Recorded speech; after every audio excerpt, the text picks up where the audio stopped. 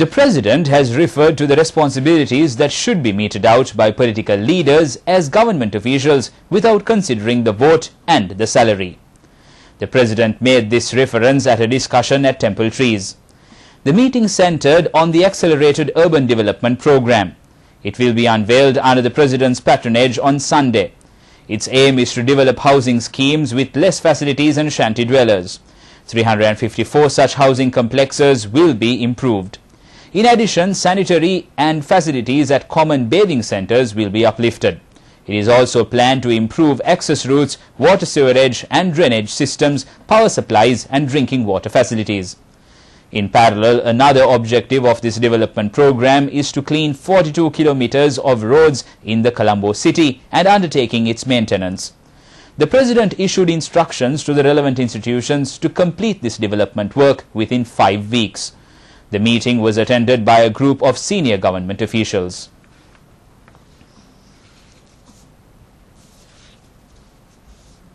JVP General Secretary Tilvin Silva has said that they had no clear evidence of computer manipulation of results. He made a statement today pointing out that they did not include the computer manipulation allegation in the election petition filed by the opposition candidate, as they did not possess clear evidence in this respect. However, the opposition candidate and the JVP leadership, including Somavansa Amarasinghe, had repeatedly accused that there had been a manipulation in the computer results. Expressing his views over this issue, Minister Nandan Gunatilaka referred the JVP's history of concocting tales with the purpose of inciting the public. He claimed that the JVP cannot find clear evidence. This is their downfall. Since the presidential election, the JVP is falling apart. Since 2005, JVP leaders were trying to deceive the public by making false statements. The minister noted that the JVP has proved by themselves that their computer manipulation allegation was a bogus statement. Meanwhile, briefing the media today, Minister Lakshmanyappa Abeyewardene stated that a case has been filed in court over the computer manipulation allegation. But he queried as to whether there was such type of allegation. If so, why had they not included it in the petition? He noted that they attempted to find a new topic for the forthcoming election by making such statements. Asoka Tilakaratne, the mother of Dhanuna Tilakaratne, is enlarged on bail. This has been referred to by police media spokesman SP Prashant Jayakodi. The mother of Dhanuka Tilakaratne, Mrs. Asoka Tilakaratne, was arrested by Criminal Investigation Department yesterday and recorded her statement. Today she was produced to Mount Rainier Magistrate Court, and the courts granted bail with conditions. The next date of the case will be on 5th March 2010. Referring to Sarath Fonseca, who is in military custody, the police media spokesman said the CID has recorded a statement from him. The special CID investigation team will visit the place where retired General Sarath Fonseca detained and questioned him and recorded some statements. The police spokesman pointed out that former military officers who were arrested along with Sarath Fonseca have been released. The 14 suspects who were under detention orders at the Criminal Investigation Department was produced Colombo Chief Magistrate Court Number 1 and discharged. Those suspects were arrested from retired General Sarath Fonseca's party office and detained for investigation. After completion of inquiry against them, Criminal Investigation Department decided to produce them before court and discharge through court. In more news, the Secretary to the Media Ministry has officially intimated to the IGP the decision taken by the President, stating that he should be informed if any journalist is apprehended. Minister Lakshman Yapa Abeyewardena said the local media has been given unprecedented freedom by the government. The President has emphasized that he should be apprised of any legal action to be taken against media personalities before such an act. Further addressing the media, he said the President, in the capacity as Media Minister, has underscored it to the Inspector General of Police. He noted that the freedom of the media was a significant feature in any democracy practiced around the world. The media should not behave in a manner that would be harmful to norms of democracy. It was the responsibility of the media to exercise that freedom in a meaningful manner. The government had given freedom to the media and had no intention of curbing such freedom. He added that the government had not taken any undemocratic initiatives that would limit media freedom. In other local news, Sri Lanka's High Commissioner to India, Prasad Karyawasam, has said that Sarath Fonseka was not arrested earlier as Sri Lanka did not want to vitiate the democratic process by arresting a leading opposition presidential candidate in the middle of an election.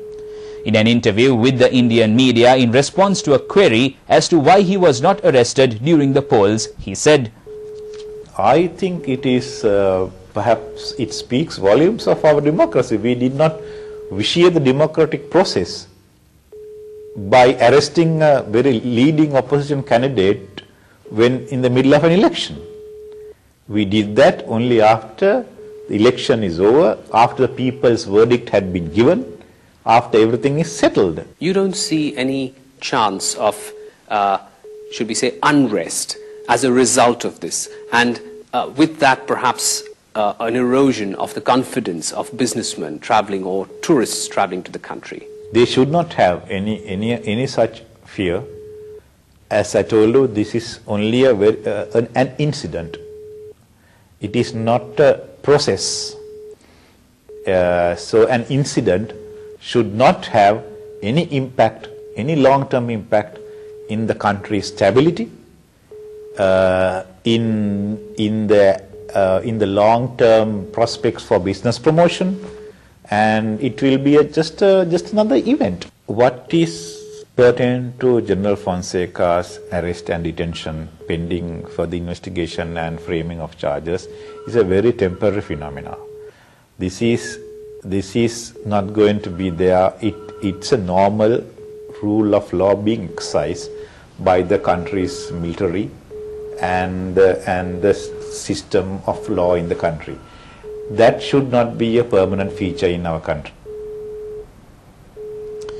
The United Nations Food and Agriculture Organization has launched an appeal for more than $23 million to assist the return of some 200,000 Sri Lankans uprooted by the recent conflict.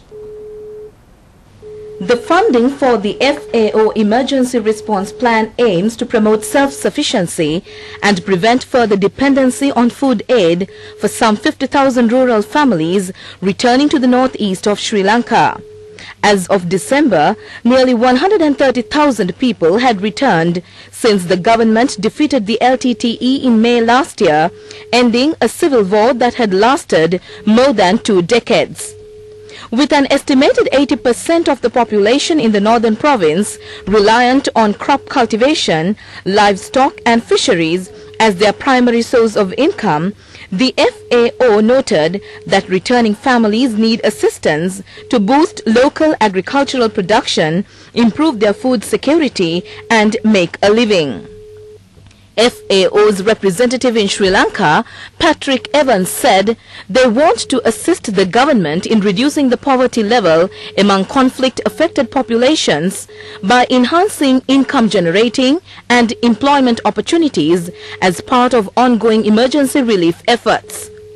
FAO is already providing over 6,600 vulnerable families with rice and other crops such as cowpea, green gram, maize and groundnut, as well as crop training for the Northeast's 2009-2010 monsoon season. UNICEF, in collaboration with partners, has established a total of 130 child-friendly spaces in the north and east. It provides children with psychosocial support through cultural, recreational and other guided activities. 66 of these have been supported with funds from the United Kingdom. Approximately 21,500 children actively participate in the child-friendly spaces activities. These are being conducted in IDP camps. The children enjoy child-friendly activities in these IDP camps. In other news, Sri Lankan Airlines has embarked upon an exciting journey that would give their passengers a richer taste of the paradise they are already aware of and which they love. The airline is introducing a whole new experience on ground and in the air that promises its passengers a total change in the way you fly. Beginning the journey with its iconic logo, the Munara or the peacock, the airline's frontline staff from cabin to ground crew will sport a brand new look and a warmer smile. The women and men who take care of every little detail of a passenger's comfort on ground and in flight will offer